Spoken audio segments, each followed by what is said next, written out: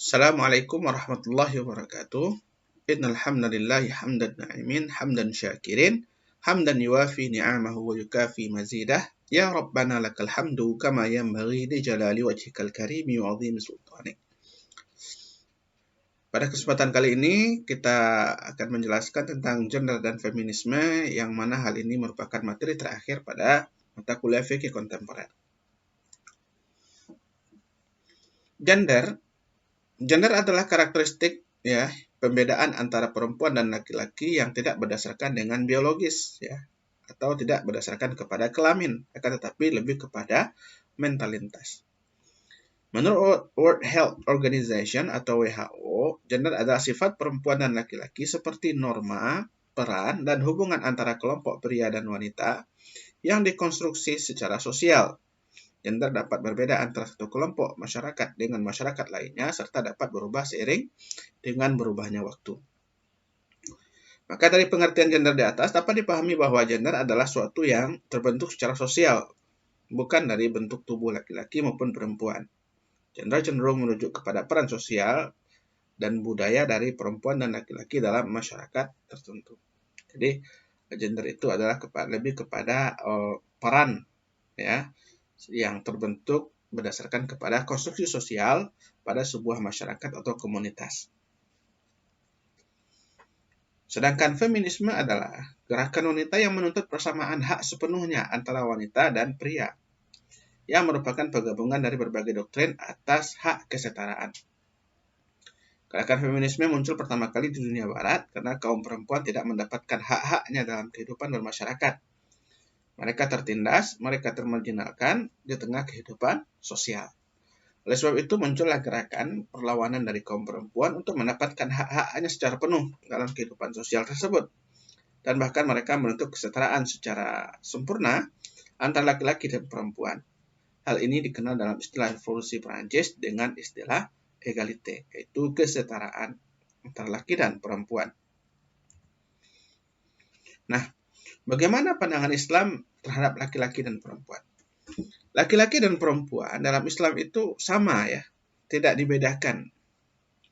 Jadi Allah katakan dalam Al-Quran, وَمَنْ يَعْمَلْ مِنَ الصَّالِحَاتِ مِنْ ذَكَرٍ أَوْ أُنْثَى وَهُوَ مُؤْمِنٌ فَأُولَٰئِكَ يَدْخُلُونَ الْجَنَّةَ وَلَا يُظْلَمُونَ نَقِيرًا. Jadi laki perempuan melakukan amal soleh, mereka berhak untuk mendapatkan surga dan tidak seorang pun di antara mereka dirugikan. Ini kaum perempuan pahalanya setengah, laki-laki penuh, itu tidak ada tapi sama antara laki dan perempuan. Fastajaba lahum rabbuhum anni la udhi'u amala 'amilin minkum min dzakarin aw untha ba'dukum min ba'd. Jadi begitu juga Allah tidak menyia-nyiakan amalan dari hamba-hambanya, laki itu atau perempuan sama saja akan diterima oleh Allah Subhanahu wa taala jika seandainya itu adalah amal-amal saleh dalam kehidupan.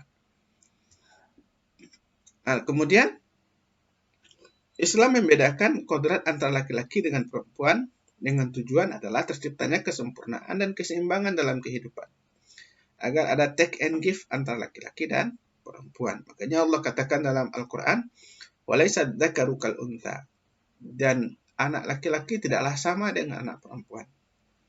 Kaum laki-laki dikatakan Allah dalam Al-Quran, الرِّجَالُ قَوَّمُونَ عَلَى النِّسَاءِ, akan menjadi pemimpin bagi kaum perempuan. Kenapa? Karena secara psikologis, secara mental, laki-laki itu dikodratkan oleh Allah Subhanahu wa taala untuk menghadapi kehidupan eksternal, kehidupan di luar, untuk mencari nafkah. Sedangkan perempuan dengan kesabarannya, dengan ketekunannya, ketelatenannya, itu dipersiapkan oleh Allah Subhanahu wa taala untuk menghadapi kehidupan yang internal, yaitu untuk mengurusi kehidupan dalam rumah tangga. Nah, itu adalah peran masing-masing yang harus kita jalankan dalam kehidupan. Jangan sampai nanti istri yang bekerja mencari nafkah, lalu kemudian suami yang bekerja di rumah untuk mengurusi rumah tangga. Nah, kemudian Allah katakan lagi, wala tatamannu ma faddalallahu bihi ba'dukum ala ba'din. Jadi Allah lebihkan kaum perempuan, Allah lebihkan kaum laki-laki dengan kodratnya masing-masing, maka tidak perlu kemudian merasa iri dengan yang lainnya.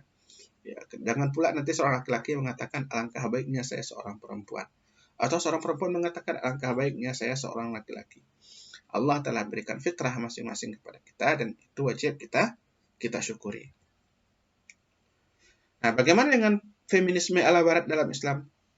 Ini dapat dipahami bahwa feminisme yang digaungkan oleh Barat adalah feminisme yang kebablasan. Artinya adalah perempuan tidak akan pernah bisa disamakan dengan laki-laki.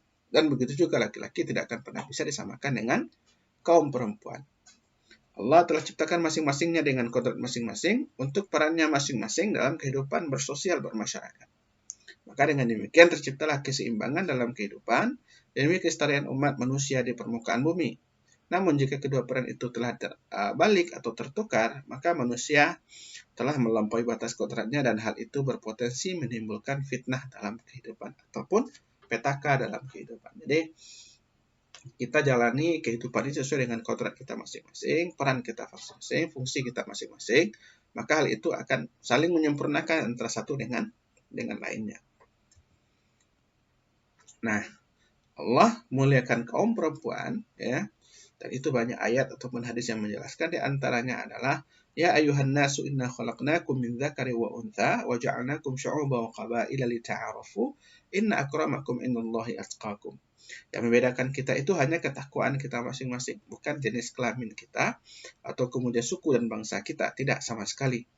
Maka perempuan pun bisa menjadi manusia yang termulia jika seandainya mereka itu adalah orang-orang yang bertakwa. Dan dalam hadis Rasulullah juga dikatakan al-jannatu tahta aqdamin ummahat, artinya adalah penghormatan bagi kaum perempuan, para ibu, bahwasanya kerelaan mereka itu adalah sebuah berkah dalam kehidupan. Nah, makanya kemudian dalam hadis lain dikatakan man abaru ilayya ya Rasulullah, siapa yang lebih berhak saya perlakukan dengan baik dalam kehidupan ini Rasulullah. Yang pertama itu kata Rasulullah ummuka, yang kedua ummuka, yang ketiga itu masih ummuka, yang keempat baru abuka. Ini juga merupakan bentuk kemuliaan kaum perempuan dalam Islam. Terima kasih atas segala perhatian, mohon maaf atas segala kekurangan. Assalamualaikum warahmatullahi wabarakatuh.